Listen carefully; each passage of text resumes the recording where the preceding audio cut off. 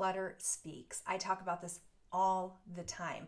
But someone asked me a great question today. They said, what are the signs that your clutter is speaking to you?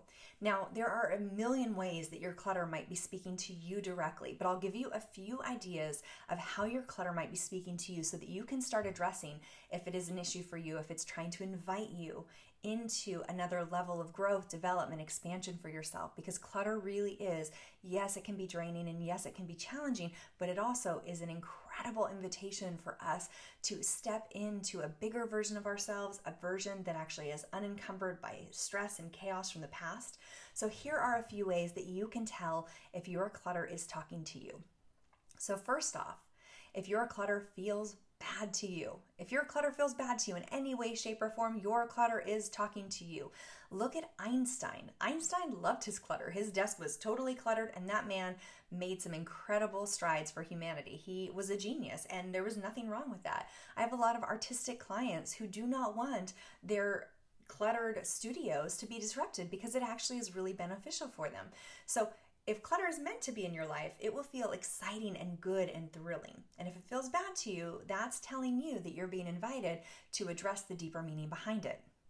The second way that you can tell that your clutter is speaking to you is that you think about it all the time.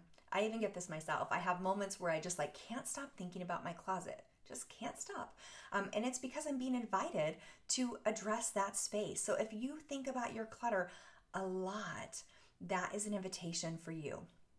Now, the third way that your clutter might be inviting you to address it and talk to you is if no matter how many times you handle that clutter, it comes back. If it's like Groundhog Day for you and you feel like, oh my gosh, I just handle it over and over and over again and it never goes away, that is a good indicator that your clutter is trying to talk to you.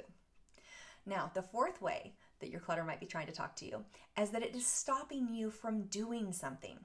Is your clutter stopping you from doing something or slowing you down, delaying you, challenging you in a certain area or task of your life? That's a way that clutter is talking to you. And fifth and finally, the way that clutter might be talking to you is if you feel scared to be without your clutter. If the thought of not having your clutter is terrifying, scary, anxiety-provoking to you, your clutter is more than likely speaking to you. So those are the 5 ways that clutter might be talking to you and trying to get your attention so that you can start a transformation. Again, clutter can be an incredible gift. It can be stressful and overwhelming, yes, but when we take our time to kind of dig into the deeper meaning of what the clutter means in our lives, it really can set us free. So share below in the comments how your clutter might be speaking to you, the ways that you can tell that your clutter is talking to you. I hope this helps, and I thank you for being here. Have a beautiful, beautiful day.